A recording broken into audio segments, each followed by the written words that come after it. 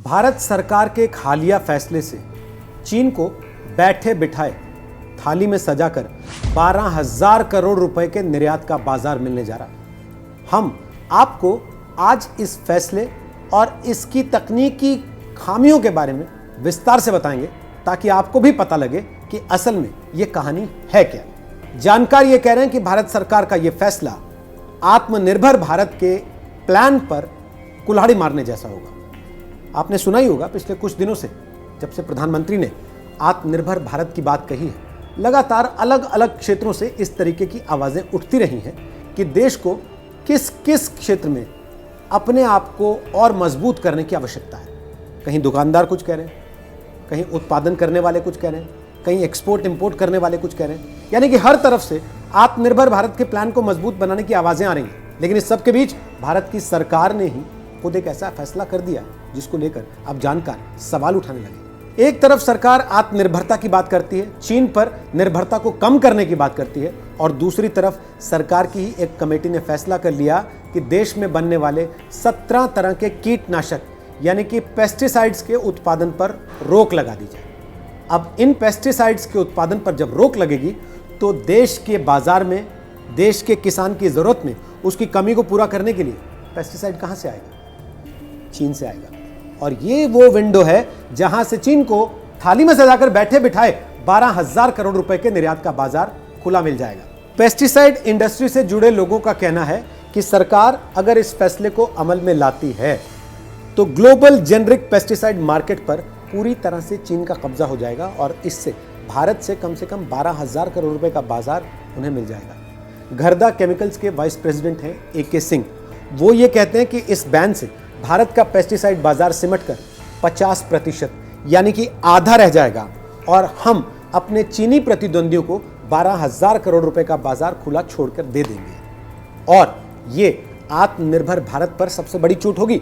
कृषि मंत्रालय ने 14 मई को एक नोटिस जारी करके इसका नोटिफिकेशन निकाला है कि 27 ऐसे पेस्टिसाइड्स हैं जिनका भारत में उत्पादन होता है, लेकिन फसलों पर, मनुष्यों पर, जानवरों पर इसका जो असर पड़ता है, इसकी वजह से जो नुकसान होता है, इसकी वजह से कमेटी इनके उत्पादन को भारत में बंद करने की सिफारिश कर रही है।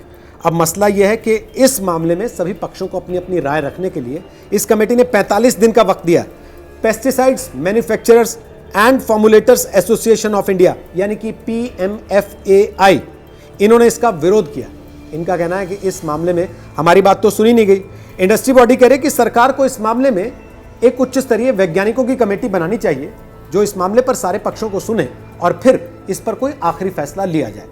वैसे दिलचस्प बात यह भी है कि PMFI के प्रेसिडेंट प्रदीप दवे ये कह रहे हैं कि भारत में ये सभी 27 तत्व जिनके उत्पादन को रोकने की बात कही गई है, ये असल में CIB यानी कि जो नियामक अथॉरिटी है इसकी और RC में रजिस्टर्ड है और सुरक्षा के सभी वैज्ञानिक मूल्यांकन को ये पूरा करते हैं। साथ ही उनका क्या कहना है?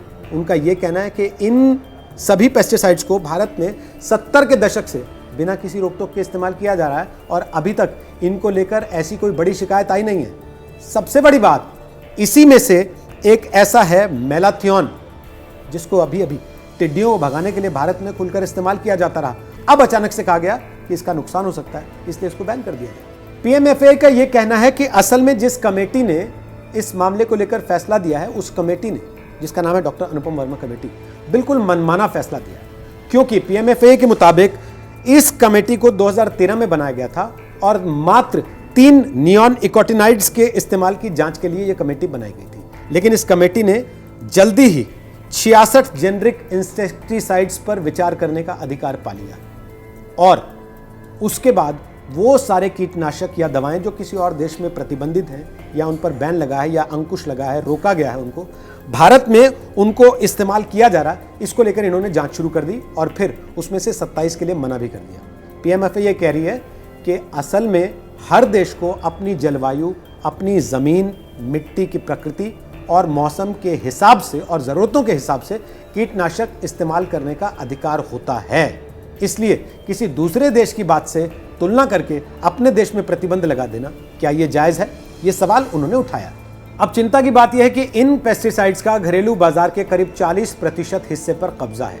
जब ये भारत में बैन हो जाएंगे मिलेंगे नहीं तो भारतीय किसान को मजबूरन बाहर से इंपोर्टेड पेस्टिसाइड इस्तेमाल करने पड़ेंगे। जो पेस्टिसाइड अभी भारतीय किसान 350 से 450 रुपए की कीमत में पा लेता है, वो जब बाहर से आया हुआ पेस्टिसाइड खरीदेगा तो उसकी कीमत उसे देनी पड़ेगी 1200 से 2000 रुपए। और महंगा पेस्टिसाइड खरीदने के बाद भी लाभ किसे होगा? चीन को, भारत को नहीं।